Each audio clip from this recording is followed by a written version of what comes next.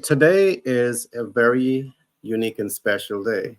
Why? Because I have a very unusual, exceptionally talented person in studio today. So I want to encourage you to stay tuned because you're going to be exposed and introduced to a very talented person that is going to really help you to understand a number of important concepts in terms of real estate and a number of practical steps that you can take to really position yourself to build wealth. The Talent in Studio will talk to you about Legacy Wealth Project. And of course, the person I'm talking about, they have over 20 years experience doing some of what they do. The person's also a best-selling author, a speaker in the house. So I want you to join me in welcoming no other than Tabatha to join me in our conversation today. Tab, how are you Yes. today? Hey, Gary. I'm fantastic. How are you doing? I mean, having you in studio with all the energy you have, I'm so excited to just have capture that energy.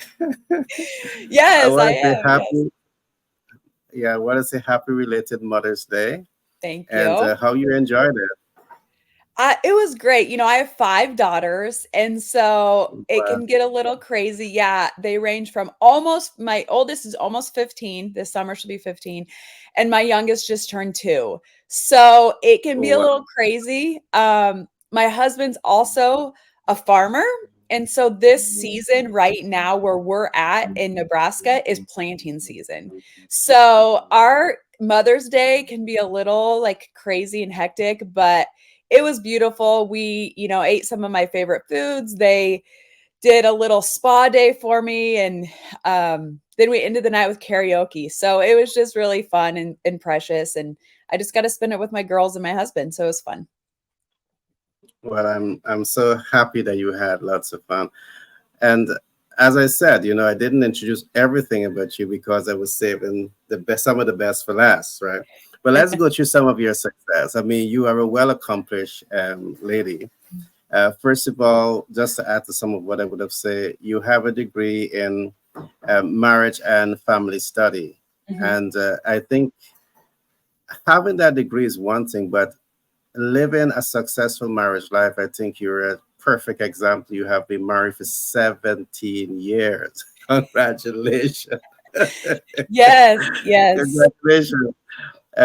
What I've also seen, you have a major project in that you're looking at right now, which is the Legacy Wealth Project. We will talk some more about that Yeah. later in the program. You have been in business for 20 years. Yourself and your husband, you're involved in real estate investment. Mhm. You also manage a farm in Nebraska. Yes. You're a best-selling author, and one of the book that you would have published is titled Call to Speak, Lead, and Impact. I want us to start our conversation on the work you have done with this book, Call to Speak, Mhm. Lead, and Impact. Help us to understand the essence of that book. So this book was actually a collaboration. If anybody is an author out there, I will give you the crown of being an author. I would love, and it's on my bucket list to do an entire book of my insights and my experience. But this book kind of came into my lap after my fifth daughter was born. I mean, we're talking like my daughter was born April 30th. The deadline for the first like section was May 30th. So Wow. it was and my fourth and fifth daughter are only 14 months apart. So it was a little crazy, but I I'm a believer. So like when God calls me to do something, I do it. And when I had this opportunity that came into my life, I could have very easily been like, "No, I'm good. It's fine." But the woman who reached out to me said, "You have a unique way about you. Like, I want you to write a section of this book, and we're collaborating with other speakers and thought leaders who want to make an impact on the world. And I would love to help you do this." And so I thought if I could just get a section of this book out to her and she could do all the heavy lifting, then awesome. So, I mean, like, when you say it, it's like, oh, this is it was challenging, but it wasn't as challenging if I was like the main author putting all of this together. So the book is very impactful because it gives you different perspectives from different people on how you can really lead and make an impact on this world. And I feel like right now we have a lot of people that have a lot of really good ideas and they just sit dormant. You know, we let fear stop us or whatever. And so for me, I let fear of, you know, some people said failure. I think for me, it was more of a fear of letting other people down. I hold really high standards for myself. So if I don't think that I can see something through myself like 110%, I don't want to do it. So because we have such an amazing family and a lot of different businesses, I really put like my speaking on the back burner. I was a coach. I actually started in fitness coaching, and then kind of transformed into nutrition, personal development, and business development. And I loved that. And I got to speak a little bit in those roles, but just going out and really putting my impact on the world, that was kind of in the back burner. And a lot of it was, you know, insecurities Yeah. and all the things. Who would want to listen to me? I'm not that great. Here it is, you know. And so finally I'm like, nope, I'm going to do this. I'm called to do this. So the book came out and that was kind of the start. That was the catalyst to me saying, I am a speaker. Like, that's who I am. I need to walk out in that and see where that leads me. We had been investing in real estate, you know, since I was 19 years old, and I love that role, but I know what my talents and my gifts are. So I started just honing my craft. I joined some different high level masterminds and groups to really groom my speaking. And then this year I'm like, I just got to go and speak, right? Until like you go and do it, you can hone your craft all you want, but you just got to go and speak. So that's kind of what I've done. But the book, it's amazing. It has all different perspectives. My chapter is really about pulling out what I call the elite version of yourself. And when I say elite, it's just holding yourself to a higher standard, having that follow through, being proud of yourself, going to that next level, whatever that is for you. It might not be, you know, a 7, 8 figure business or investing in lots of real estate. It could just be being the most amazing parent or person in your community, making an impact, being a philanthropist. But going up a level, like you are elite. We always put elite with like athletes, but I challenge the audience to put the elite in front of your name. Like, I'm elite Tab. That person follows through on her promises. That person steps up to the game. That person plows through fear, does things anyway. And that's really what my chapter in the book is. And then there's lots of amazing people, authors in there that give different perspectives and different knowledge from their experience. Love that.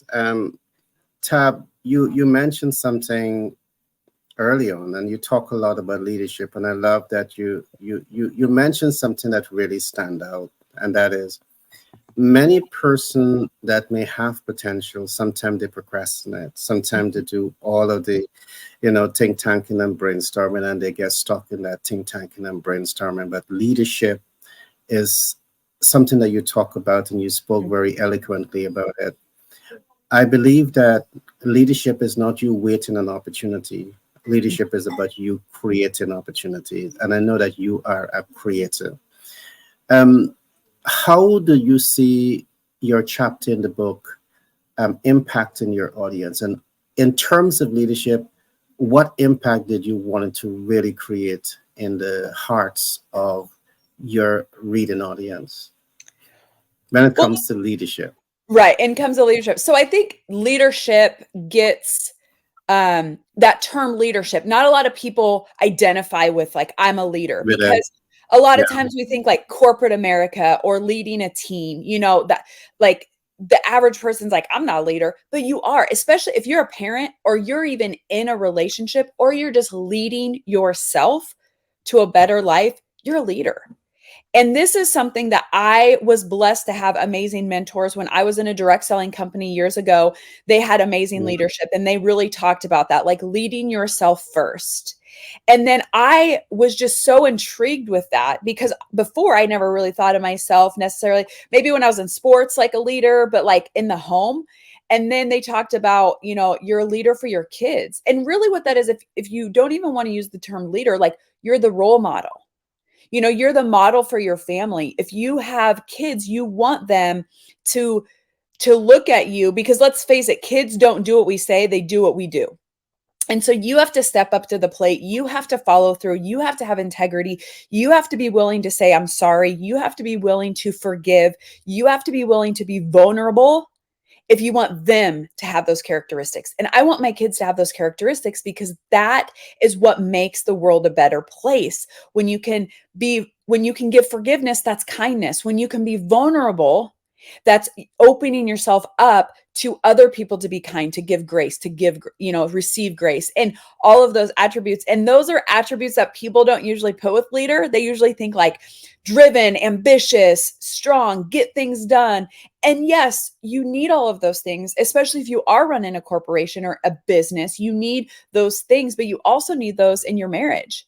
If you say you're going to take out the trash, you better be taking out the trash. Don't wait for tomorrow, right?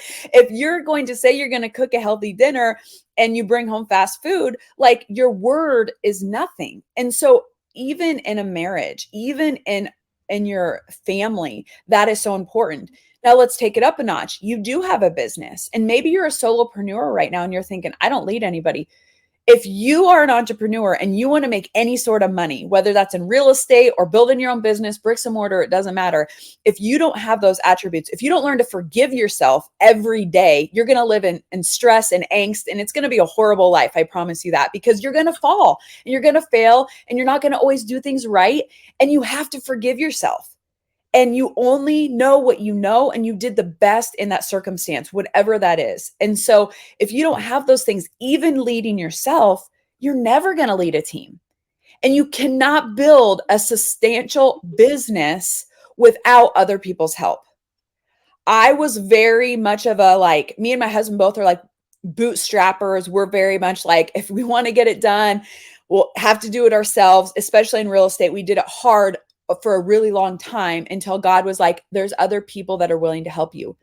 But I was scared they were going to let me down. I was scared of the disappointment. I was scared of whatever. And so I just had to put that aside and say, okay, I'm going to hire people, and they're probably going to let me down, and that's okay. I'm going to forgive them, move on, either hire someone new or give them a second chance, whatever that looks like. That's what leadership is. It's continually to grow and to open yourself up and say, I am going to hold myself accountable. I'm going to be the role model for you guys to want to be in my organization, for you want to be like me in a sense of admiration, not jealousy. Like, hey, yes, oh my gosh, like whenever I speak to somebody and they hear my accolades, I never want that to be a spirit of jealousy. I always want it to be a spirit of admiration of what's possible, because I am from a town of like 400 people. And so it's super tiny, guys. Like we're rural Nebraska. And yes, we have internet. Obviously, I'm on this podcast. Like we have running water. We have all the things, right? We have technology. And I can build a 7 and 8 figure business. And for so long, I never thought I could do that, because who makes that kind of money around here? I mean, honestly, when I say like $100 a month is a big deal around here. So when I had to up level, I knew I had to be the leader that could withstand that kind of business. And I wasn't there yet. When I asked for it, I was not that leader. I was not that person. And so when we're talking leadership, I mean, I love to talk about this, and I love to talk about it with like people who are in corporate America, because my viewpoint on it is different. I love when Brene Brown brought the whole vulnerability part of it, of like when she goes and talks to like Navy SEALs about vulnerability, because vulnerability is huge in leadership. If you have a leader who cannot be vulnerable, you do not have a leader that can truly lead, because when you're vulnerable, you're open to growth. If you're not vulnerable, there's no growing. And when you're not growing, you're Well dying. said. So, Well said. Tabby, you also mentioned something else that I love. You mentioned leadership begins with you. It's about you putting yourself in that position of strength to be able to lead you first of all. What I've seen, Tab, is that many persons struggle with this because leadership is not common knowledge. Leadership is not taught across all school systems. So you find many person, even in the young adult, their old adult, they still struggle with the concept of leading self. I would love to have you put a perspective on what leading self looks like. And let me attempt to just, put a face to it. Is it about discovering who you are? Is it about, being authentic to yourself? What would you say is the face of self leadership? Is it about loving yourself, trusting yourself? I would love to have your spin. I mean, yes to all of those things. I think when you know yourself, I always tell women this, but men too, and men kind of give me the eye roll of this, but you need to date yourself. And what I mean by that is you need to know how you're wired. What are your triggers? This kind of goes back to the forgiveness thing, but we're really hard on ourselves. The negative narrative is very easy for most human beings to, oh, I'm so stupid. Why'd I say that? Even as I'm talking to you, I'm like, am I talking too much? The negative narrative can be very, very loud. I know myself. I'm Yeah. a very passionate person. When I get talking on something, I can talk for hours. And sometimes that's good, sometimes that's bad, And so I have to look back and reflect in a very non-judgmental way of how can I be better in that area. And so I think what's hard with leadership is you have to look at the mirror and you look at the other person and you have to look at it in a non-judgmental way. You have to look at it in a forgiveness way of I am wired this way. Like I am passionate. I bring the energy, but with that can be impatience. With that can be what might seem lack of empathy. And I'm actually very empathetic, but because my personality is so fast-paced, for someone who's not, it might not be received that way, right? So people could take me the wrong way, which is a fear of mine because I don't want people to see me in what I know is not truth.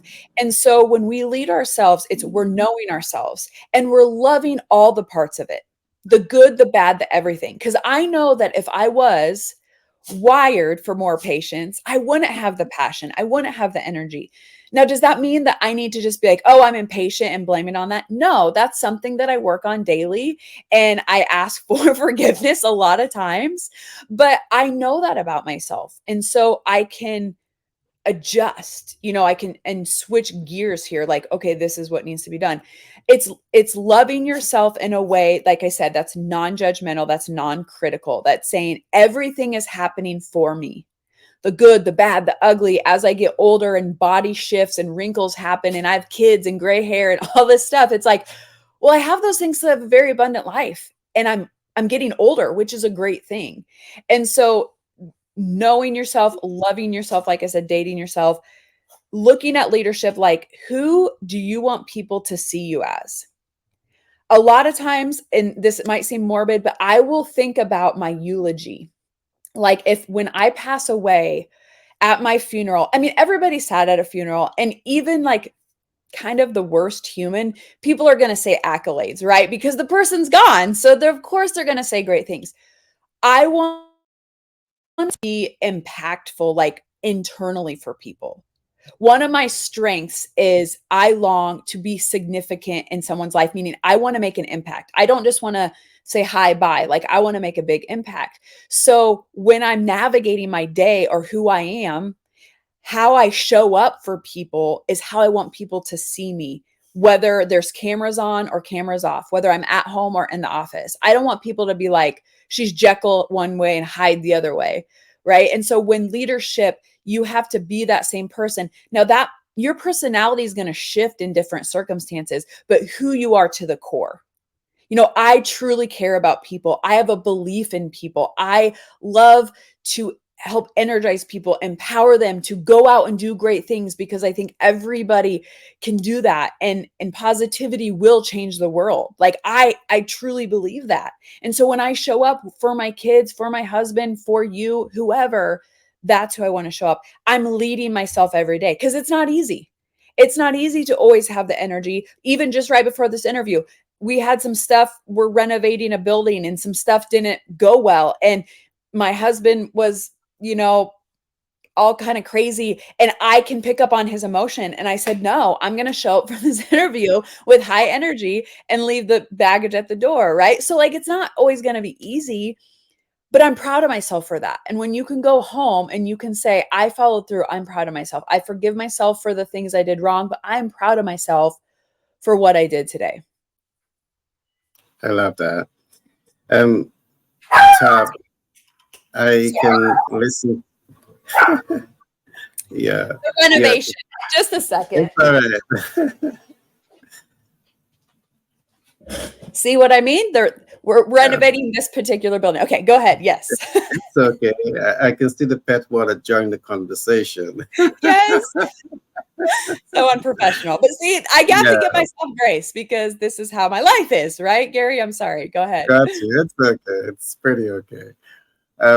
Now we're gonna move just now to talk about real estate, and I know that real estate links back to the Legacy Wealth project, so Mhm. we're gonna come to that just now.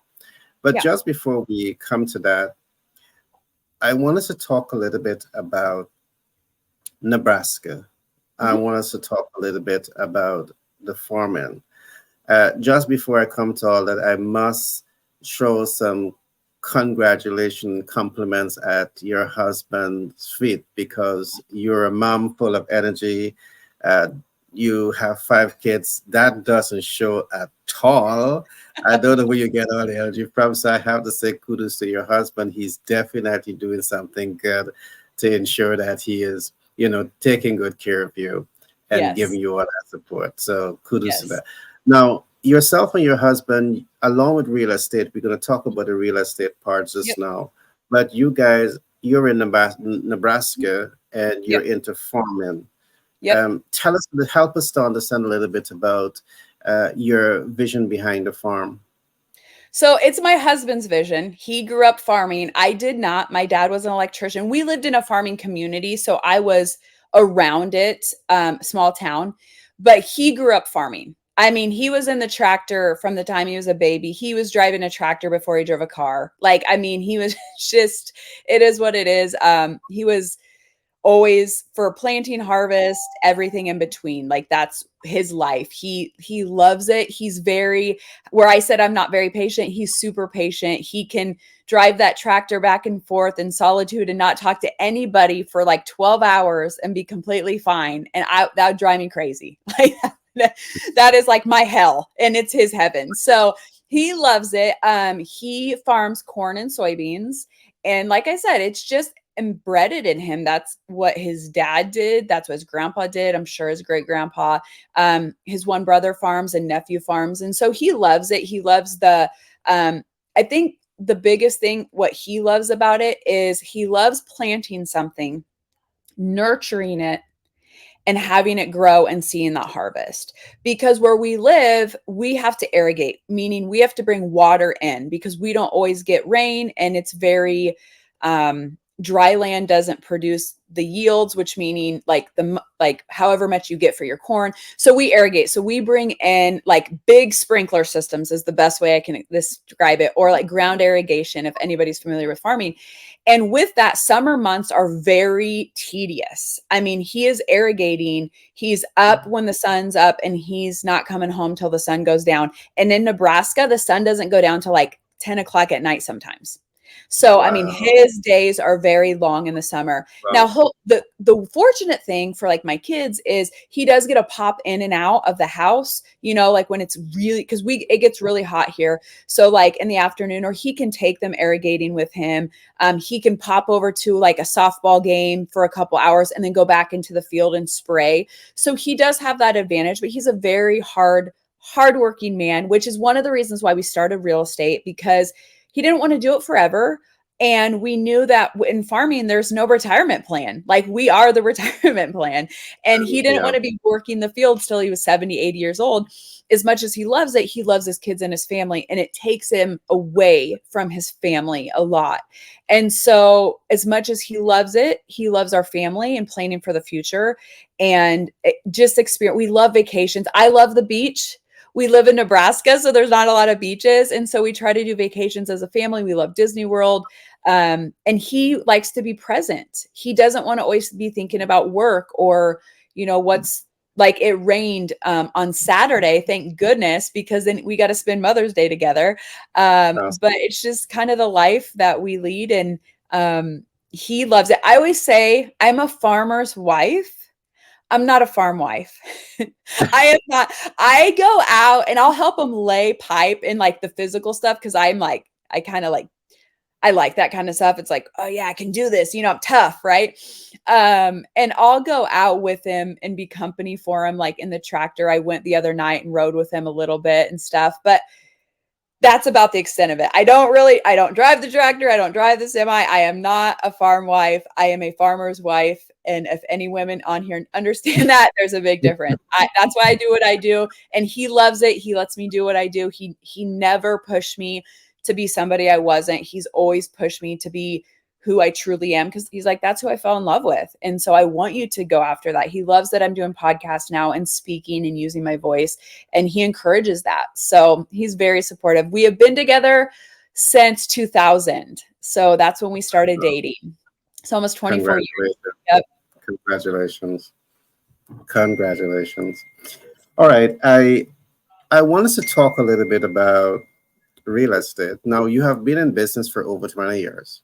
Mm-hmm. That means that you have a lot of substance, a lot of experience, a lot of know-how. So I want to really sink in now to your experience with real estate. I also know that you have a major project, which is the Legacy Wealth project that is all tied back to real estate. Yep. Let's do a deep dive into that now. Talk to us about when you first start investing into real estate and what some of those experience was like. And then we're going to come up and start to talk about the Legacy Wealth project. Well, this is where like divine intervention, I feel like, comes into play. So I met my husband when I was 15. And the crazy thing about that is we both had a vision for our dream home and we didn't know what it was. So I had a vision in my head and he had a vision in his head. And he had an assignment, I think it was a senior year of high school, and he had to draft a picture of anything. It could be any house. And he drafted his dream home and it was almost identical to mine. And so I knew that we had the same kind of vision. I knew God put us together for a bigger purpose. I was like, okay, I got this. And then when we were in college, my husband had experience with rental properties because his dad had gotten into real estate about 4 or 5 years prior. And Tracy, my husband, had helped him with that, helped him renovate with the renters, property management, that stuff. So when he went to a different college than me, and then he came to the college that I was at, and he was like, you know what? Like, I want to get into real estate. So it was his kind of pushing me because I was in college, I was getting my degree, and I worked a lot because I had to pay for my college. So I was just focused on that. Like, I got to work. And he was like, okay, I want to look for our future. So he bought a house. He rented up the upstairs. He lived in the downstairs. So the upstairs renters were, essentially paying his rent, and he knew, and he loved that. And then I think within the next year bought another property, and we were kind of the HGTV or A&E junkies. That's when like the flipping house show started really being popular in like 2004, 2005. So we just watch all these shows and we get all these visions, and I'd go in there and I'd design it and we would paint it and we would, renovate it and we'd rent it out. And that's where it started. And I always, in college, I thought about getting my real estate agent's license because I was like, oh, I could do that and raise the babies, like put them on my back and go show houses and like do it all. And we took the classes actually to do it. And I just really never took the test. God led me in a different path of like fitness coaching, nutrition, which I loved. And in our area, it was very small. And there was a few agents, and it was, I don't want to say saturated, but I just didn't have the know-how of like how to market myself. And so I just didn't do it. And that's okay, because that was my path.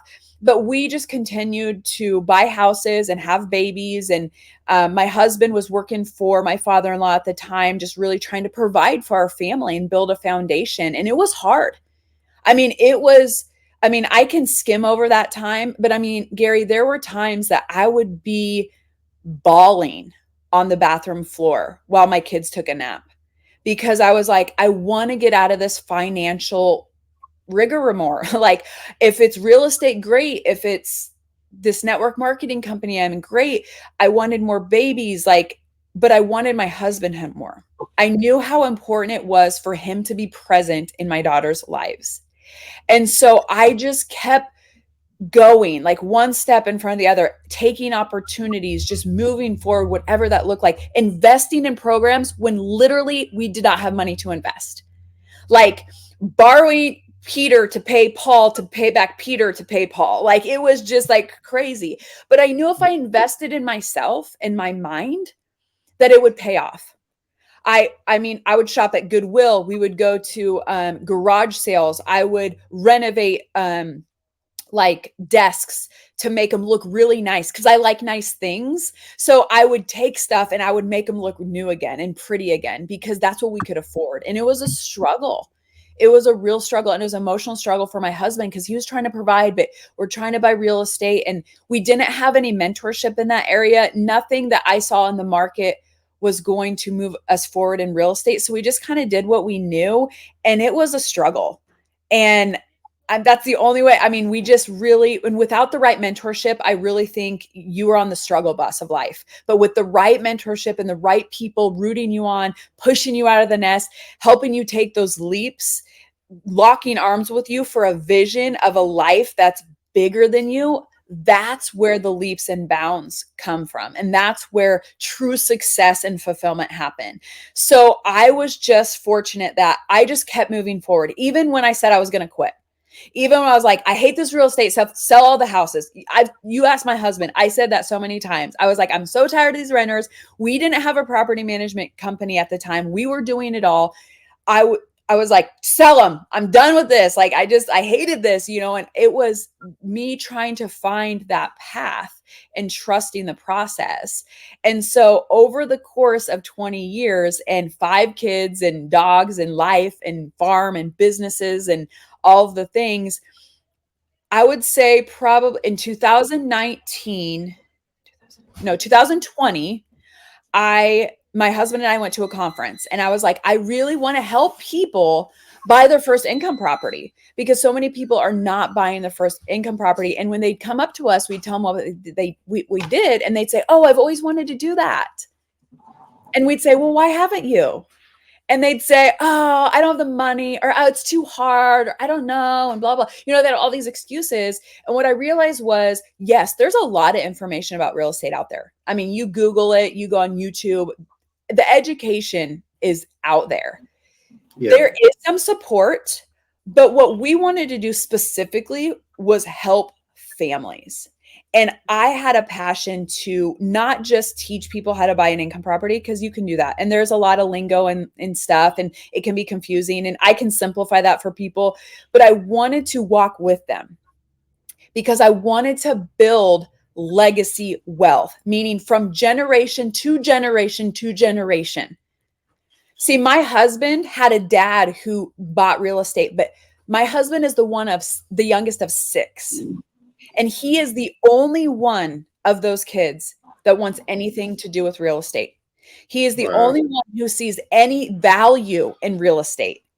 And I'm like, I love his dad. His dad is really hardworking, but his dad didn't teach his kids that. And so I said, I want to teach my kids what it takes to build it. But then also, if it is given to you in, like if I pass away and it's willed to my kids, what that means and how they can create it for themselves. Don't wait for me to die. Like, be wealthy now. Like, don't wait for that. But then also what they can teach their kids, because essentially statistics show by 3rd generation, 90% of wealth that was built from the 1st generation is gone. Yeah, that's true. And so I really have a passion. I'm not building this right now just for me. Okay. I don't think anybody is just in this world right now of just selfish me. Otherwise, the green movement and recycling and all of that would be nothing, right? We all want better for future generations. Well, if we're not teaching our youth and our kids different characteristics of, when I say wealth building, a lot of people just think money. I'm not talking just money. I'm talking abundance. I'm talking prosperity. I'm talking kindness. I'm talking the things that we long for to be, let's teach it to our future generations. And that's really where the legacy wealth project came in, because I want them a wealth of knowledge, wealth of wisdom, wealth of kindness, wealth beyond what we can see right now and just monetary value. I must say I love the vision. And why I love it, because I do believe that in the world today, we have a lot of smart people, a Mhm. lot of highly educated people that do not understand financial intelligence. And what you're talking about here is financial intelligence. I see persons who have a first degree, a second degree, and they're still going paycheck to paycheck because they were never taught what is wealth creation. Yep. And what you're talking about is about wealth. And Mhm. so I want to give you tremendous kudos for having a compassionate heart and wanting to share your knowledge, your experience, your wisdom with people, and also to really position them to build wealth.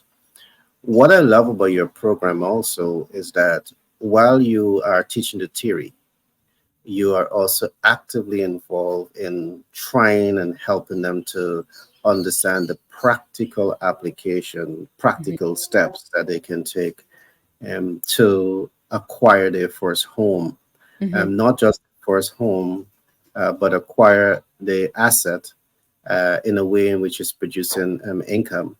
Mhm. Can you walk us through some of the benefits of doing that? I mean, I can see a whole lot of benefits. I can Yep. see that, if you understand finance, you can take, capital, which they call OPM. You don't even have to use your own funds to invest in this. You have OPM.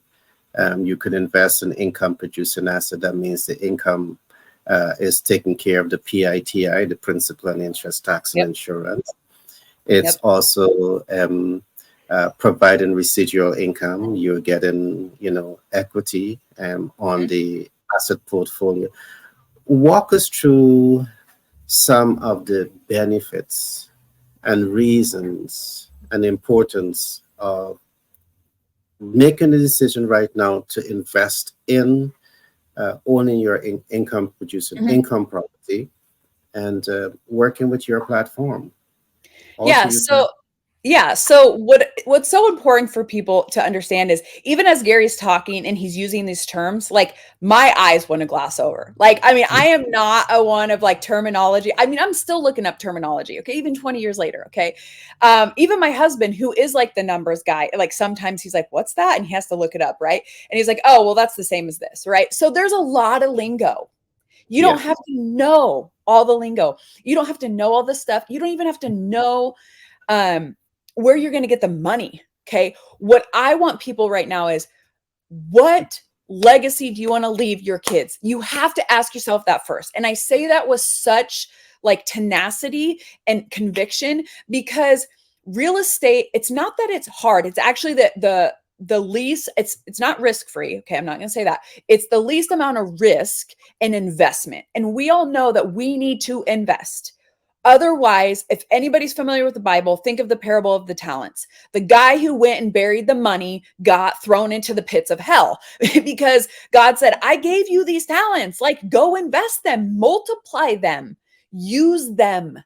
Okay, so we have things like money, because money is a tool. I encourage you to release the energy that you have around money. Money is a tool that should be given, received, released. Stop thinking about wasting money or I'm giving my money away. Like, you're releasing it, and it's going to produce little money babies. And so you don't even have to know necessarily all the like money lingo, and like even with like principal and interest and taxes and all of that will stop people. And that's what, like, in my group, why I'm like, we can help you get to your first income property within 90 days, because I cut all that out. I'm like, stop that, because that's going to stop you, because the confusion, a confused buyer never buys. Period. Whatever it is. So with a house, if they're confused or they think they're going to get bamboozled, or like, oh my gosh, it's going to be like a money pit and I'm going to be cash poor and tenants are going to be calling me in the middle of the night to unclog their toilets, they're never going to do it. Okay. But if you have a vision for your family and your kids and you think, I can have this asset working for me, Okay. Because real estate, if you play the long game, it's going to make you money. Okay. If you want to do a flip, then that's a little different and that's a little advanced. I always tell people in your first investment, just do a single family home, do very, easy entry. Don't have a lot of renovations. You can have some, and that's what we help walk you through and we help consult you through. We always say put lipstick on a pig. Like if there's just some cosmetic things that you can do, right? See, the terminology I use is fun because otherwise you get all technical and people's eyes glaze over, Gary. Like you gotta have fun with it, and right? And bring your kids in on it. Like we bring our kids in, we let them paint, we let them design stuff. We're like, oh, what's this room? And they get involved in it. And that's the point. So when you go in, look at it like you are putting your money. I'm not a big savings person. I'm not a Dave Ramsey person. All right. Like, I'm going to cause some controversy. I'm about like, you take that money and instead of sitting in a bank and like deteriorating, you invest it in an asset that's going to make you money. It's going to make you money, babies. Okay. So like we want to put it into a house because that house is going to serve two purposes. It's going to serve you and it's going to appreciate, especially if you add any sort of value to it or hold it for a longer period of time. Okay. And two, it is allowing somebody who, for whatever reason, cannot buy their own house, a home, whoever that is. Okay. If it's a college student, if it's a single parent, if it's a family struggling, a divorce, it doesn't matter. I'm not here to judge anybody. Sometimes they can't buy their own house and they want to rent. Maybe they're just living in that area for a short amount of time. So I'm allowing a home for somebody and I'm allowing an asset that's going to build wealth for my family. Okay. So those things like jazz me up. That crushes any fear of like, oh my gosh, I'm going to buy this money pit and it's going to be horrible. Okay. So like we had that. I have a big heart. So like tenants always talk to my husband because with me, I'm like, oh, okay, it's going to be late. It's fine. Although I'm very driven, like my mom hearts always believes all the excuses. And my husband's like, okay, Tab, no, like, like we got to get on this. Right. So there's different things as you learn as a landlord, but just buying that property, taking that step forward and saying, this is why I'm doing it.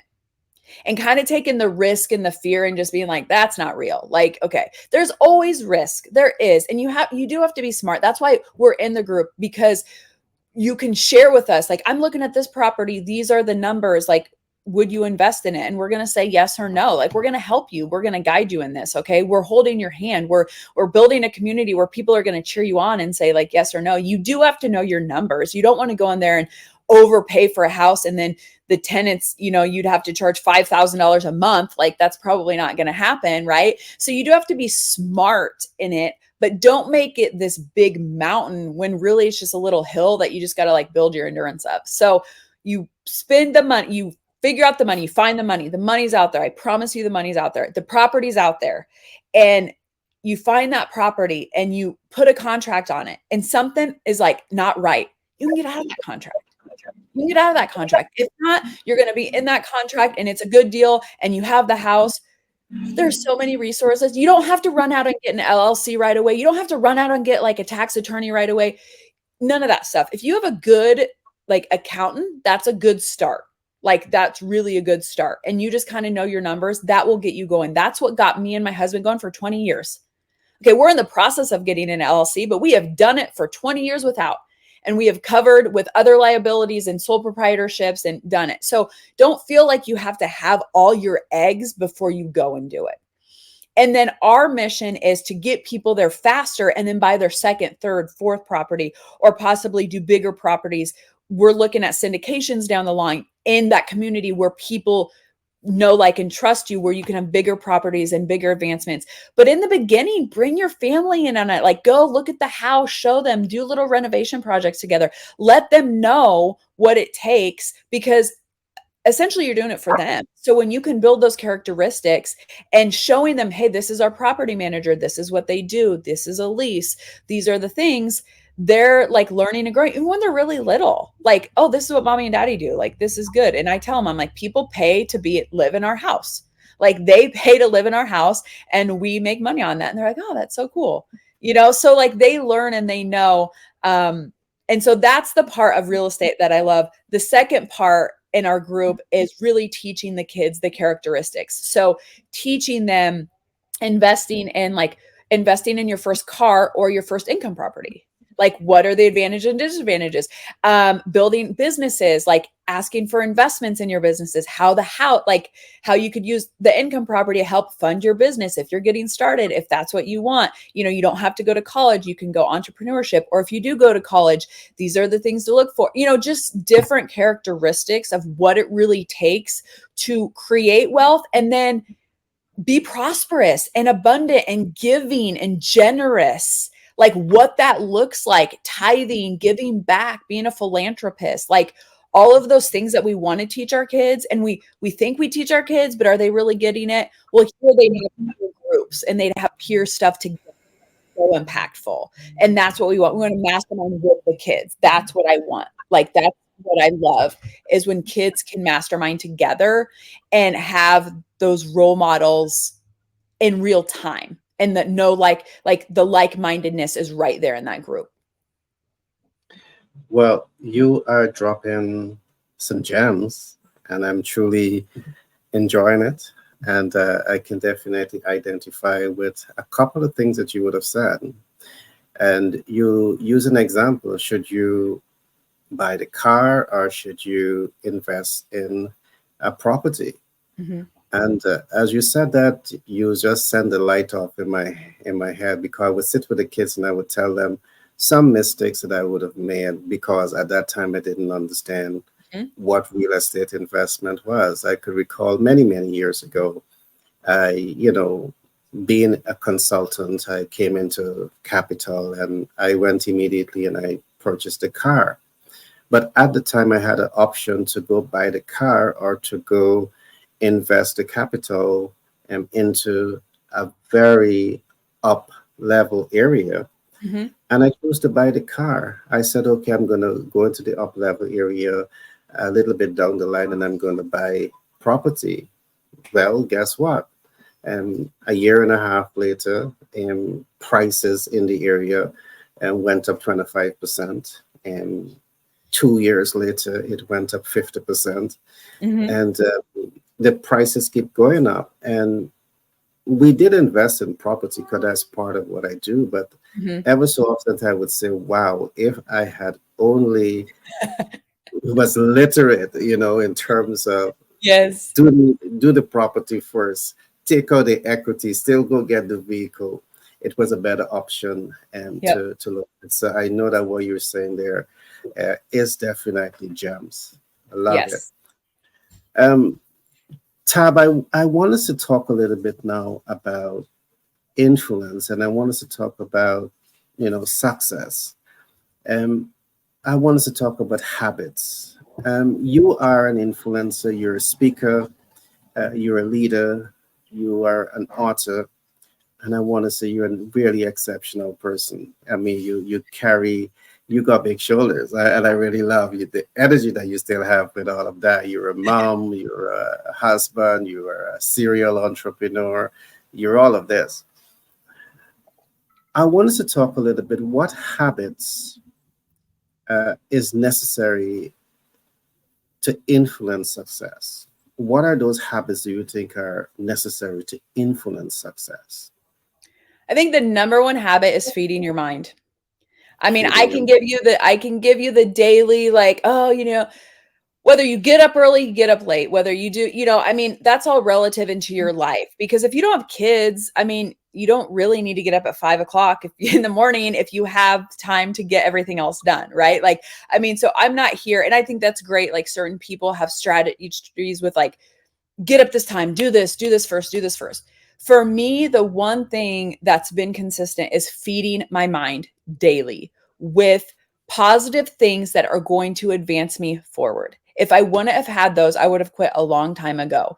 Because like I said, the negative narrative comes easy and the thoughts there are like 10,000 a minute, right? So like, but it's the positive, it's what's possible, it's the bigger thinking. I'm constantly looking at mentorship through other people, other coaches, whether that's free online on YouTube, like a video, or like I invested 5 figures to be in that group, like whatever. I long every day to feed my mind with positive. Okay. So it's like feeding. I talked about this in another podcast. Matthew McConaughey said, you have 2 wolves. You have the positive wolf and you have the negative wolf. It's like, I want to feed the positive wolf every day. And so that would be the habit. Now, you can say do it first thing in the morning. Yes, because if you feed your mind positive things in the morning, I know I'm going to have a better day. Sometimes that doesn't happen if my babies wake me up. Like I'm woke up to startle, and I have to like throw water on my face and get up and have some caffeine and like, get it together. But having different sayings or different things that I'm like, okay, this is truth. I'll do a devotional of this is truth. So that's like a number one habit for me. Number two is movement. For me, moving, whether that's like intentional exercise, I do things very intentionally. So like if I'm exercising, I am intentional about it. And what it does is it clears my mind and it clears the junk. And we all have the junk. And when you can just go and like sweat it out or burn it out and get those endorphins going, serotonin, all the endorphins, everything going to the positive, that's only going to result again to the positive results. And so like those two habits for me are like non-negotiable. Even if I have a day where I'm just eating junk food, like I'll be honest, I try to eat clean and I do good and I love that. But like, even if it's a day where like we're eating pizza and Cheetos or whatever, it's like, I know if I feed my mind, it is going to be a better day than it was without. And so like those two habits alone. The third one I would say for me is surrounding yourself with the like-minded people. That's why I want to do this group, because when you are doing something that is scary for you, whatever that is, if it's buying a house, building a business, having babies, getting married, whatever that is in you, when you can have like-minded people that see a vision bigger, that believe in you more than you believe in yourself, and they can just really root you on and give you tangible tactical skills to achieve that, not just dream it, but like actually go after it and achieve it in some way. It might not look like you thought, but like going after that and feeling accomplished and feeling proud of yourself. You have to be around those people. And that goes to the positivity. It's being around the right group of people. I know if I wanted to have been around the right group of people, we would not have advanced. And I know that if we would have been around the right group of people 10, 15 years ago with real estate, we would be, our portfolio would be 8, 9 figures, not just 7. Like that, like that would be, I know that for a fact, but we didn't know what we didn't know. So it's really surrounding yourself. So it's positive thoughts, like managing your mind, like managing your emotions, moving that body to get you out of that funk and get, any depression, anxiety, overwhelm, just throwing that out the window. And 3, like-minded, like be around the right group of people. Those are the 3 habits that for success, especially in business. And then the fourth one I'm just going to throw in there because I feel like it's really important for fulfillment and to like love yourself and love your life is forgiveness. Like forgive the people, and people are like, that's a habit. It's a habit.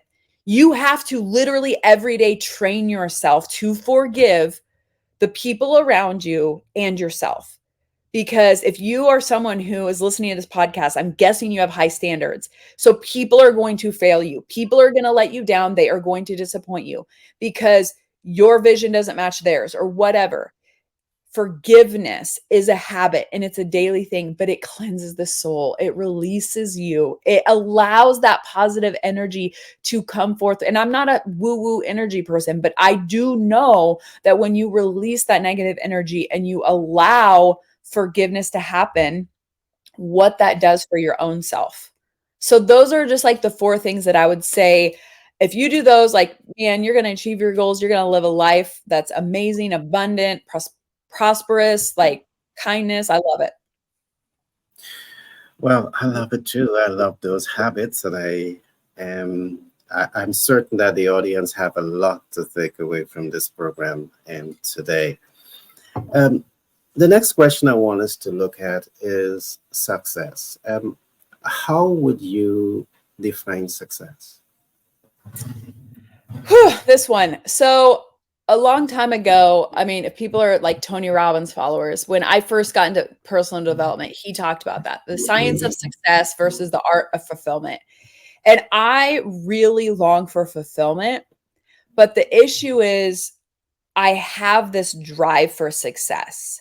Like this, like the science, figuring it out, like achieving the goal. Like I'm competitive. And so I have that in me. But I don't believe that success can truly happen without fulfillment. And I don't want it.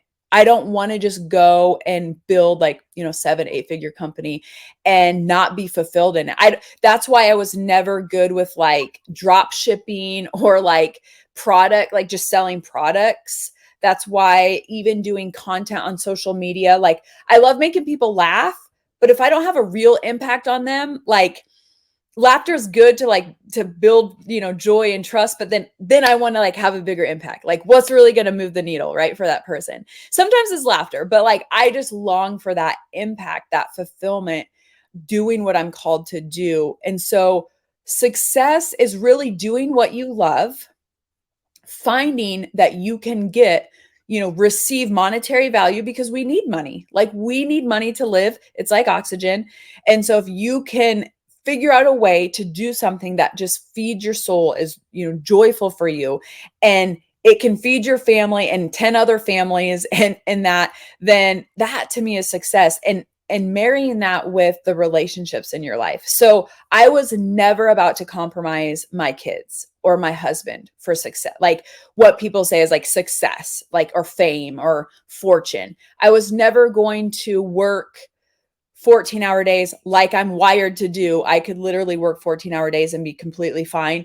I wasn't going to do that away from my kids. I was going to invest in them and then in my career. Because for me, it's God, husband, kids, career. Like that's just for me what works. But I want to be successful, meaning I want to have impact. I want to have influence in every area. So my relationship with God, I want to be with him. I want to have a relationship with my husband. That is really important. My kids, I want them to know that mommy's work isn't more important, but I do work in a way. I used to say work hard, but I don't like that term anymore, because then people just think physical labor. I work in a way that's character building. And that's why we were created. So I work because I love it. I do like things that bring me joy, and they also help impact other people. I work for impact. I work to make a difference, and they get to see that. And to me, that when I go home at night, like that's a successful day. Now, you said something that I love. Your way of defining success is that there's no success without fulfillment. Mm-hmm. I see many persons struggle with success. I see many persons struggle with fulfillment. But let me try to put some perspective to this. I believe everything that you said, because what I've seen is that many persons who attain financial success, Mm-hmm. but they're not fulfilled, they're unhappy, they're sad. And what we've also seen is that many would have gone down the road of suicide. Yeah. I see this happen. A lot of Yep. famous persons that we know, because when you take the fulfillment part out of the equation of success, you feel empty, you feel Yep. lost. Now, I'm going to attempt to put some perspective to fulfillment, the term fulfillment. Mm-hmm. And I would love for you to add to it, or you may disagree or agree with me. I think that when you say fulfillment, is feeling joy and happiness and excitement in doing the things that you do. It's about finding your purpose in life and living your purpose. Mm-hmm. Take it away. All to you. Yeah. Yes. And I'll dive a little deeper. I mean, there are things that like when people say like, oh, I just want to live my purpose, but you really do have to find it in a way that you will receive monetary value for it. And I say that because your purpose will be driven by that monetary value so that you can impact more people. Okay. And so when I find my gift, and so that's where I'm at right now. Like our real estate, it produces income, and our farm produces income, and our businesses right now, that's where I'm like, okay, I'm doing what I love, but now I need to bring it into a way that is monetarily fulfilling and in a successful way so that I can continue it, so that I can continue making impact and receiving and giving money and being generous and doing those things. And so I don't want people just to think like, oh, I can just go out and like do a podcast and not like monetize it, and it can just be this thing and it's great, because you have to pay your bills and you have to eat and you have to think, so like you have to think outside the box a little bit. But doing the things that you love and combining it with things that are going to, like I said, monetize it. So going back to your purpose, finding that purpose, I say find the gifts that are already inside of you, the things that you do that come easy. And so many people miss it. It's such a simple thing. You are gifted at something. When your creator created you, when God created me, he put gifts inside of me when I was born. And he put people in my life and circumstances in my life and work in my life to develop those skills, to discover those skills. And, the enemy put people to rip those skills away from me, but I persisted. I was like, no, this is what I'm called to do. When I was little, I talked this much. Can you imagine? People were like, shut up, sit down. You're too loud. You're too annoying. Oh my gosh, you have too much energy. Like, the devil was working hard at me when I was little, and it worked for a while because I was ashamed and embarrassed for that. And so there are gifts inside of you that are sitting dormant right now, but they are gifts. Maybe your gifting is cooking. Maybe your gifting is being kind. Maybe your gifting is taking care of little kids. Maybe your gifting is numbers, whatever. You have a gift. So even more of a purpose, like your purpose is what you're supposed to do with the gift. Okay. A lot of people don't even know that yet because they don't know their gifts. So don't go so far ahead of it that you're like, oh yeah, this is my purpose. But what are the gifts that you're bringing to the purpose that's going to propel it into the kingdom and advance it financially? Because God wants you to make money. Okay. I'm not even going to get on that stance right now. Like, you are called to make money. And if you're a good person, we want good people with money because you're going to do great things with it. Okay. Again, we could do a whole podcast on that. But your gifts will propel your purpose. And so whatever you're good at, and then the things that you aren't, as far as like in business, because when I first started, I mean, I was like anti-business because I was like, I don't even like sales. I don't know anything about marketing. I just love helping people. Even when I was in my direct selling company, like I just love to help people build businesses and like lose weight and feel great about themselves and have happy marriages. Like I just love that part.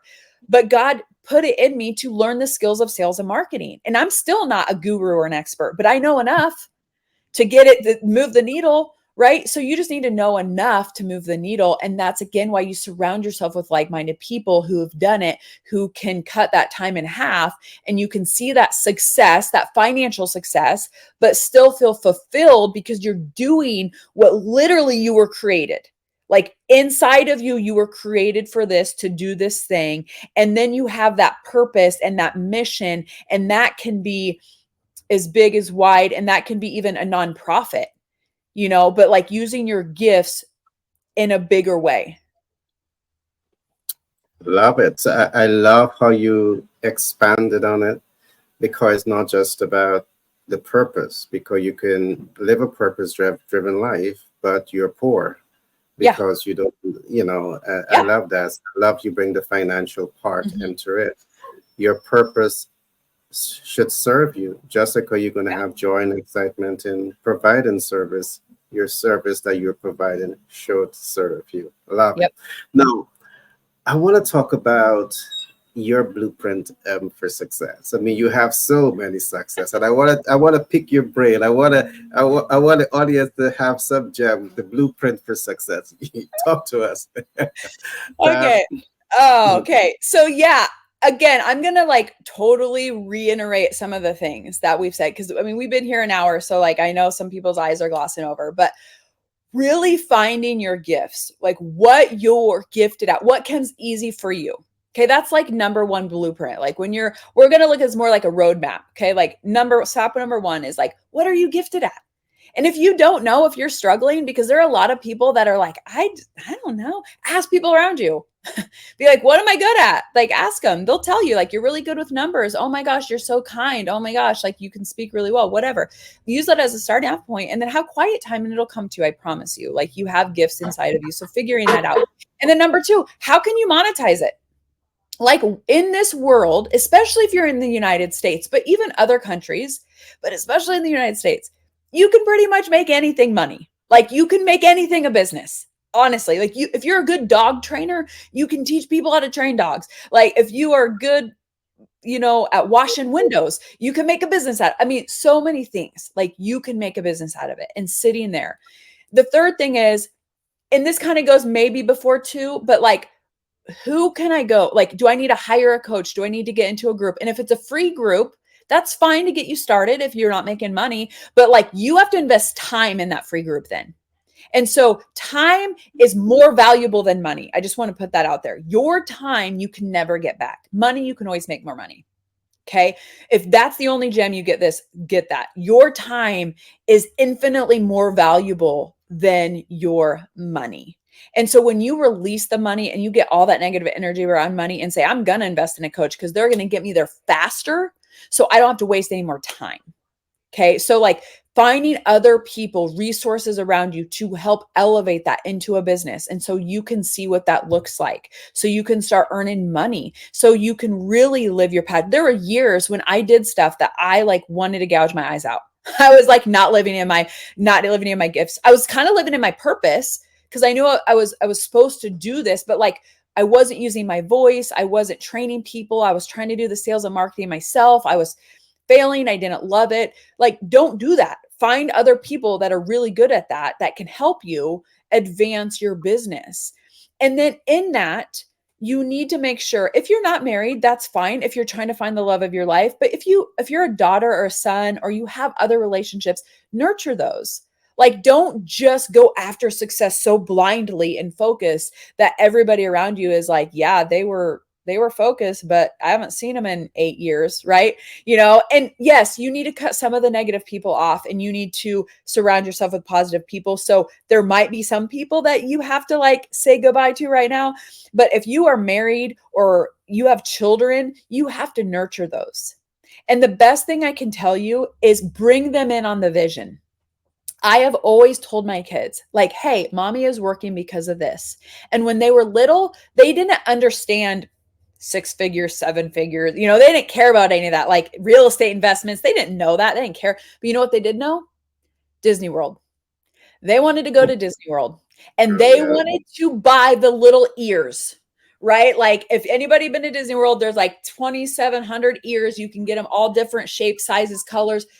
We'd been to Disney World, but we always did it bootstrapping way. Like we brought our own lunches. We didn't buy anything at Disney World. There was no fancy life. You did not get those ears. They're only like $20, but no, like you're not getting them. And so one year we said, we're going to Disney World. If you guys help earn the money for you, you can go pick your ears out. And they were so excited. And these are $20 ears, guys. Like this isn't like $2,000. This was $20 ears. And we used a credit card that we had built up from our businesses to help pay for that trip to Disney. So we're using the money babies, right, to help pay for our trip for our kids. And we brought them in on the vision and said, hey, this real estate stuff we're doing, this is paying for this trip. And we brought them in on the vision. So that is very important on your blueprint for success, is to bring your family in on the vision. And I'll tell you what, they had such a blast going to Disney World. And we went to like all the different parks like Epcot and Magic Kingdom, and they'd pick one out and they'd say, no, I don't want to buy it yet. I got to go see if Animal Kingdom has better ones, And then when they finally, my oldest daughter, I was going to say, is she picked her ears out right away. She's like, yep, these are the ones I want. My second daughter was like, I need to know all the choices. Like before I commit to anything, like I have to know all the choices. And so I tell you this because if you have a family, success is it's going to be very superficial if you don't bring them in on it. And not to quote Taylor Swift, because people are like, are you crazy? But she won some sort of award. And probably like 8 Grammys or something. And she Yeah. wasn't seeing anybody. And she made the statement, she goes, I have all this success and I have nobody to share it with. And she looked miserable. And this was something that she had worked on for like over a decade, like 12 or 14 years. And she finally got it. And they videoed her. I watched a documentary and they videoed her and they said, she just looked so defeated. And I was like, no, thank you. I don't want success at all if that's what it looks like. I want people around me to be like jumping up and down for me. When I do podcasts, when I do stuff, my kids are so happy for me. They revel in it, just like I revel in their successes. And so that is so important on the blueprint. And then you just keep going. When you surround yourself with up-level thinkers and bigger thinkers and have bigger visions, you have to have a vision. I'll tell you that. It's like when you're discovering your gifts, along with that is the vision that you constantly have. That's why we're legacy wealth builders, because we see the vision beyond right now. That is the step. And when you fulfill the vision, it might not look exactly what you thought, but you'll know it when you see it. Then there's another vision and there's another level, and you just always take it up even more, pushing yourself out of your comfort zone even more, and realizing the ins and outs. And like I said, I could do a whole podcast on money and the energy and the releasing, but like just using it as a tool, and stop using it as a benchmark, because that benchmark, it's just a piece of paper. You can like, I mean, I'm not going to go vulgar, but like, it's just a piece of paper. Like, that's all it is. Okay, guys. And like, my kids can draw on it. Like, it is. But yes, it holds value. It's the value that it holds. And then we put a lot of emotion for it. So if you can use that value to increase and invest and multiply, that's the game changer. That's really the game changer. I love it. We have just a few more questions to go over, but I want us to talk now about some of the challenges you had to overcome. I know you spoke about some early on, but what challenges you had to overcome to be successful? What are some of those challenges that stand out for you? So I'm going to sound like a broken record, but it's the mindset. It was the money mindset was probably my number one challenge. Even in the beginning, we didn't hire property managers because we were like, no, we can't afford it. And we did everything ourselves, except for some plumbing. My husband would do some, but like we would do all the renovations, we would do all the work. I just held my money so tight because I grew up very scarce. I had a very scarce mindset, even though it was like I wanted to believe this, and we were investing in stuff, but like, oh, I just don't know. Even when I'd buy coaching programs, I was like, okay, but I'm going to do it. And something would release it.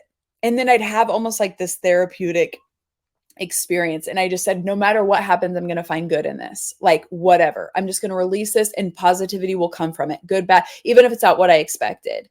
And so that was hard. Like the money mindset of how I viewed money, and that people weren't out against me. Like I could trust people.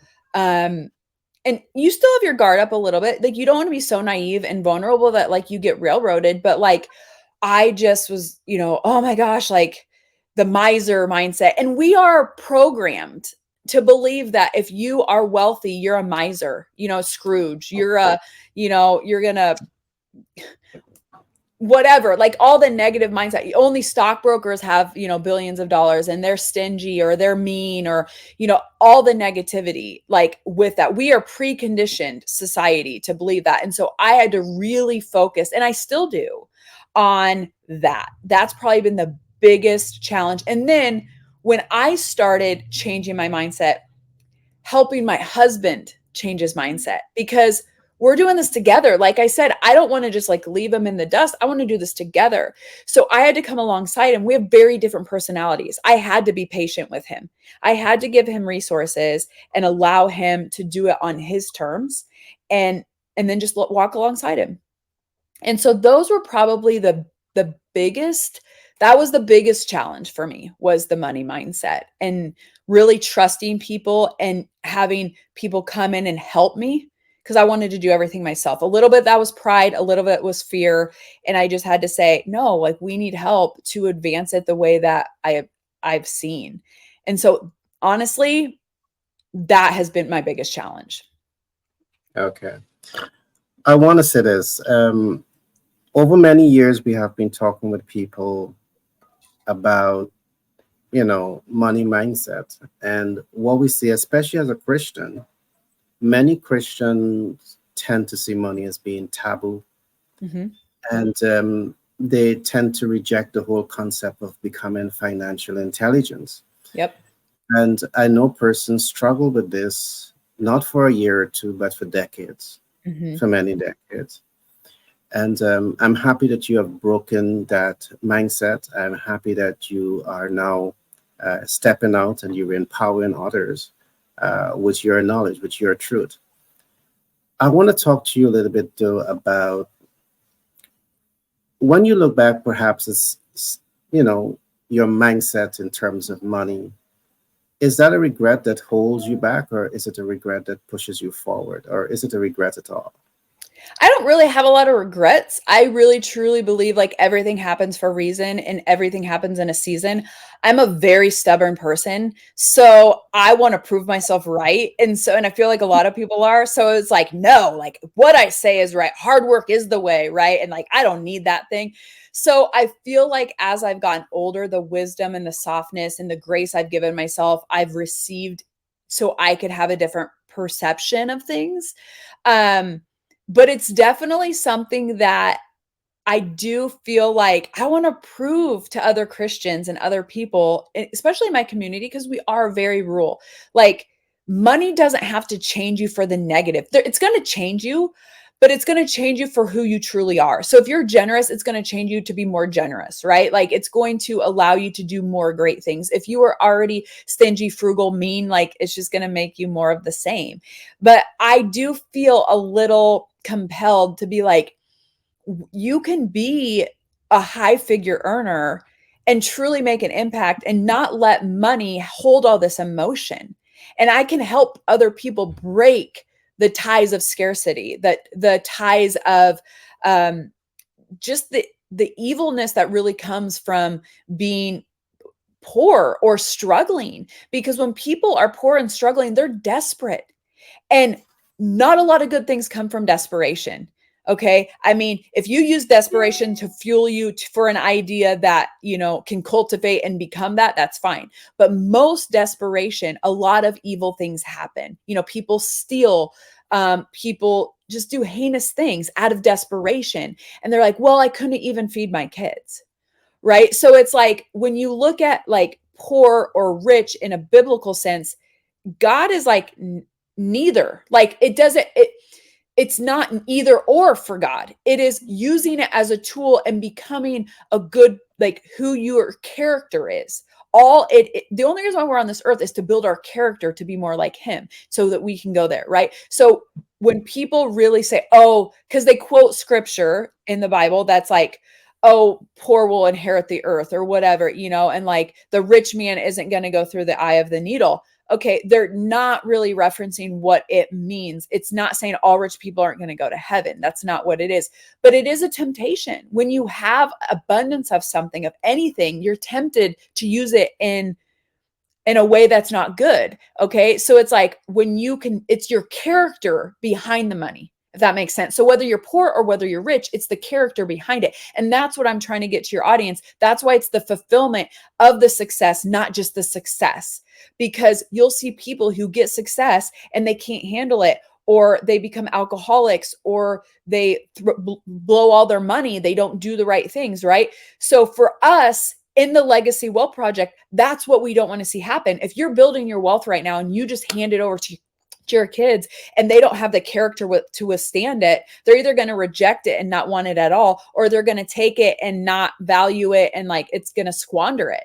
Okay. We want people to value it, have the characteristics so that they continue it. They might not want to continue in real estate. They may not want to continue in your specific field, but they're going to take that knowledge and build their own wealth, their own fulfillment, their own whatever life through those characteristics and be like, it's because my dad or my mom showed me through this thing over here. And then I can teach my kids and continue it. And so I can stop the lies of scarcity. I can stop the lies that all rich people are evil. Like they're just stupid sayings. Like that's the dumbest thing I've ever heard. Some of the best philanthropists in the world are billionaires, right? So it's just looking at the lies and looking at the truth. One of the reasons why I feel like people want to believe that is because if you believe that and you are that, then you're right. And if you don't believe that and you aren't that, then you're wrong. And we always want to prove ourselves right. And we always want to think that what we are doing is the right way. And so if I just make enough for me and my family, that's enough. That's fine. And if that's what makes you happy and fulfilled and you lived a great life, awesome. But I almost think it's selfish because somebody else might not have had the opportunities you had or have the knowledge that you have, and you could help them financially or with your education, your knowledge, your money, your resources, and you don't. I couldn't look at God and say, hey, yeah, I had all these opportunities to make all this money, but I knew you didn't want me to make it because, like, you know, I couldn't help those poor people in Africa, and I couldn't help those tornado victims in Texas. Like, you didn't really want me to give that. Like, really? No. Like, if I have the resources to give, then why wouldn't I do that? Why wouldn't I use those opportunities? So I think bigger because I'm thinking bigger impact. Now, does that mean I don't send the $5 right now that I can do, or 50 or 500? Because, oh, when I make the millions, then I'll send the money. No, that's not building your character either. So neither one is right and neither one is wrong. It's who you are today with what the resources you have. And then you go beyond those resources and how you can use that responsibility on a bigger level. Love it, love it, love it. All right, we're beginning to wrap up, but let me ask you now, what impact do you want to make? And how do you want to be remembered? Oh, that's such a big question. It's a loaded question. If I can help somebody break through in any area of life, I really long for that. But even with the little wins, even if I can just plant a seed of hope, plant a seed of excitement, anticipation, if I can get someone to look at anxiety in a way of anticipation instead of anxiety, that really like charges me up. I love it. I just gave a talk to my daughter's class and we only had like 28 minutes.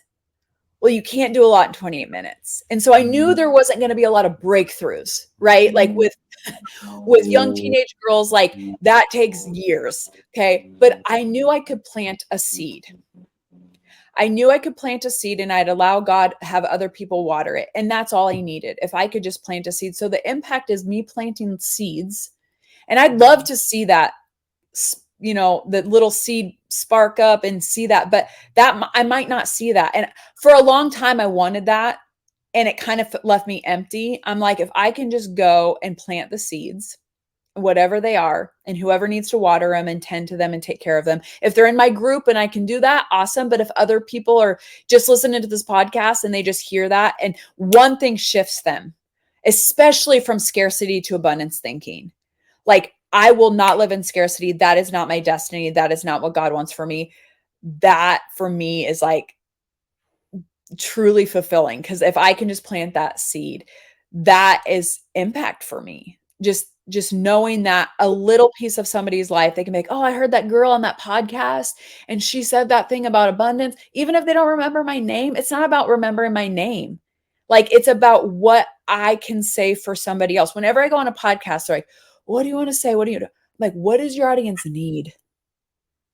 Because I have a voice and I can use it for a lot of things. But like, if it's not what they need, I don't want to say it. I'm not going to be on your podcast here talking about like feminine fitness routines if that's not what your audience wants, right? And Yeah. so I want to serve the audience and like plant a seed. I would love to see that come to fruition. That's why I'm doing groups. That's why I do coaching and work with people long term.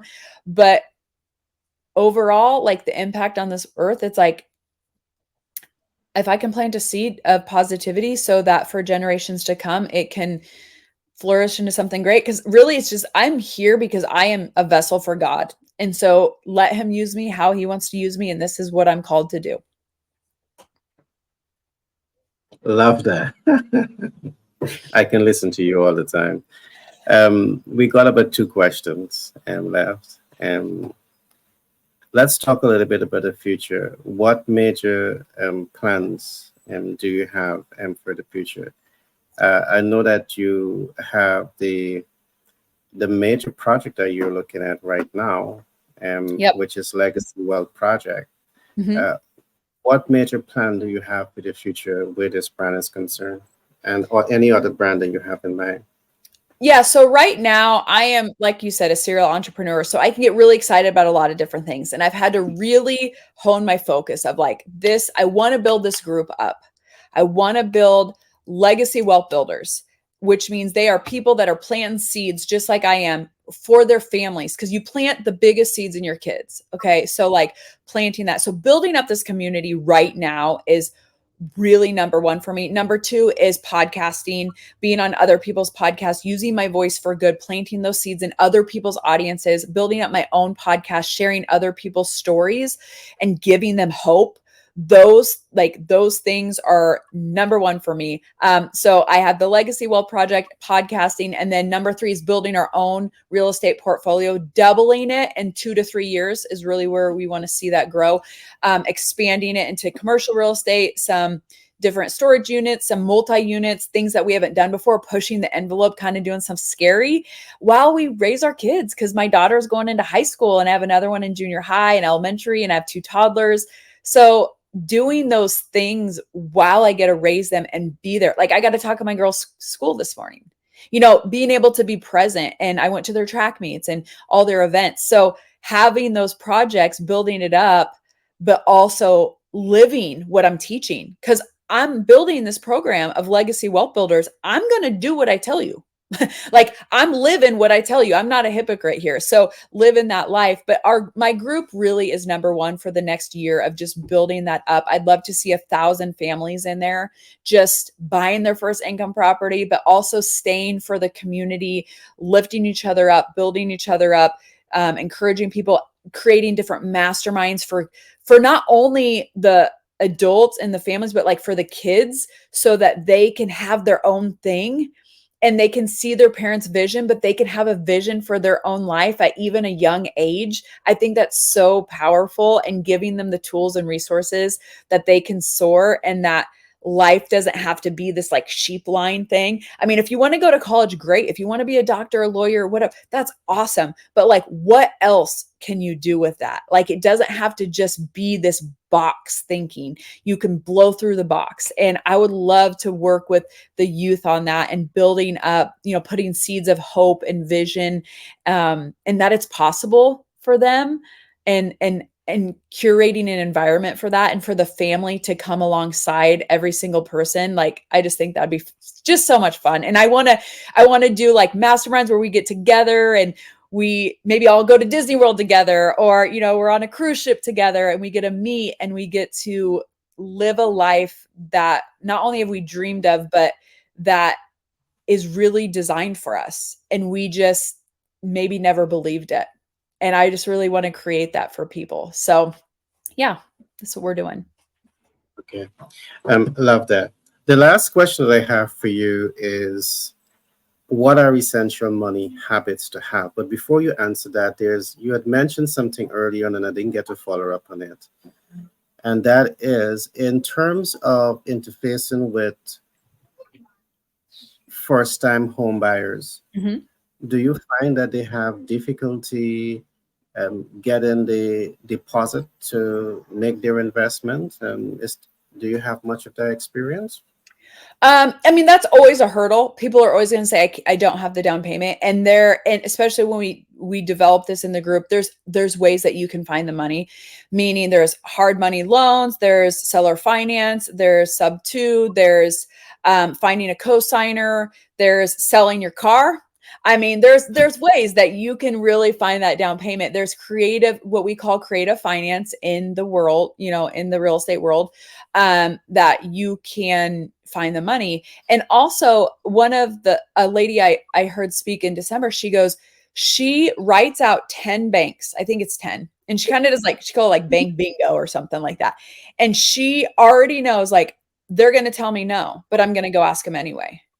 So if you don't have the money, go to these banks and expect a no. That's fine. But what did you learn when you talked to them? Did you learn some different lingo? Did you learn what you needed to have the next bank, like the next person, right? So there's different ways, and there's different ways that you talk to sellers, and can they finance it and do that? So I just tell people, don't let money stop you, because there's definitely ways that you can create that down payment.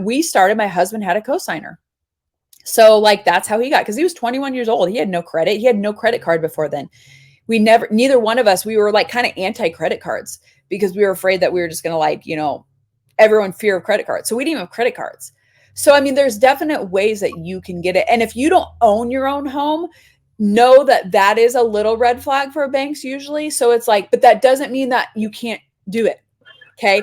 Just because it's a red flag for banks doesn't mean you can't do it.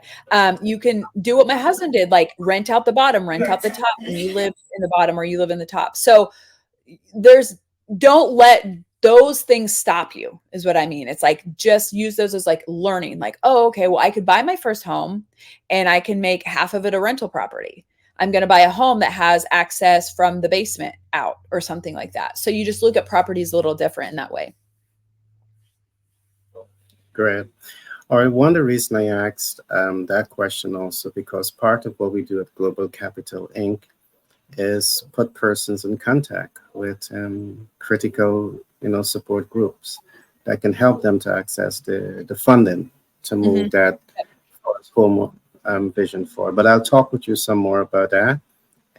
So whatever support we can give them, Yeah. I'll definitely do my best for that. So the last question is all in your hands. What are essential money habits to have? I think looking at things as liabilities and assets, and some people would say, well, that's not really a habit, but it is, because your thinking is a habit. Like, I want you to, if you've been with me for the hour and a half, your thinking is a habit. And when you look at things, look at it and as investing. So what is this? An investment might not always be money. Okay. So like, is this going to bring me joy? Is this going to bring me significance? Is it whatever? Like, when you buy something, you're investing it. But we look at things like as liability and assets. So like the whole thing with like the car and the house, like looking at it, like if I invest here in a house and I make it cash flow positive, where every month I'm receiving $300 a month cash flow positive, like meaning after the expenses, after everything, I get $300 a month. Well, I need a car. Like, I do need a car. So could I lease a car for 200 a month, or buy a car, because the bank might give me a loan for a car, because the car loan's different, right? So like, could I get a car loan where my payment's only 150 or $200 a month? Could I make that payment lower to where I'm still cash flow positive? Or maybe it's $300, but I still have a car and I have a house that's working for me. And so eventually I'm going to pay the car off, and then that's just cash in my pocket, right? So like, we teach our girls that. So, and you might even be able to buy a little bit nicer car because of that, or lease it out or whatever. So looking at things differently, that's a habit. That's a money habit. Now, I said I don't believe in savings. That's not entirely true. You do need savings. You need rainy day funds. You do need money in your account. You want liquid cash in case something would happen. So hear me when I say that. But a lot of people are like, I have to have 20,000 in the bank saving. And that's just a lie. Like, that really is. And so you have enough cash flow to get you through in an emergency situation. It varies for everybody. People say 6 months, some people say a year. So you do want to have some liquid cash. Okay. We have liquid cash. My husband have liquid cash, but like, you're not sitting on a lot of liquid cash if that can be invested and multiplied for something else. And so, and when you get into real estate even deeper, like, you can have more cash flow positive to where that's your liquid cash, right? So like, when you're paying down the loan and the interest and stuff like that, you want that to become your liquid cash. That's your cash cow. So you do have enough savings to where you don't feel like, oh my gosh, if something happened, like, I'm going to panic. But again, you can always make more money. Okay, you can always sell a service, you can sell a car, you can sell a house, like, you can, and I know there's time frames, so you do need a little bit. And some of the financial gurus are like cringing me right now, and they are like, whatever. But that's what I believe. I think you need enough to make you feel like if an emergency happened, you could have it, but everything else should be invested, and it should be an asset. How can I use this as an asset? Even when we bought our RV, I was told my husband, I'm like, how can we rent this out to other people? Like, I don't want to just use it for me. Like, can we rent this out and have this be an investment property? Because I didn't want just a liability. I didn't want just a toy.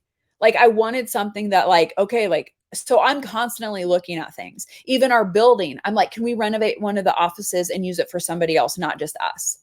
And so looking at things of how you can use those as assets is really a money habit. And delayed gratification, I know a lot of people, and they don't like this because it kind of hurts, but it's like, earn it, or look at it like, if I want this thing that's a little bit higher priced, what do I have to do to get the money so that I can have that thing? It's okay that you want that thing. If you want $1,000 Prada bag, fine. I am not here to judge you. Want what you want. You're not wrong. You're not right. This isn't about right or wrong. Do you have the money to pay for that Prada bag? Like, can you sell a service, help somebody else that's going to pay for that Prada bag? And that's what I'm teaching my kids right now. It's fine that you want the latest Nike shoes that are $170 and you're going to outgrow them in 6 months. It's fine that you want that, but we gotta trade services here. Like, what do you have? What skill set do you have that you can use to earn money so that you get the money for those shoes or that experience? If you want to do cheer camp, if you want to do whatever. So like teaching them those things, and it's not easy because kids just want what they want and you have to fight them sometimes. And it's delayed gratification is always a little bit hard. But don't go into the frugal mindset. See, delayed gratification is not frugality. It's just delayed gratification. It's when I get this, I can have this.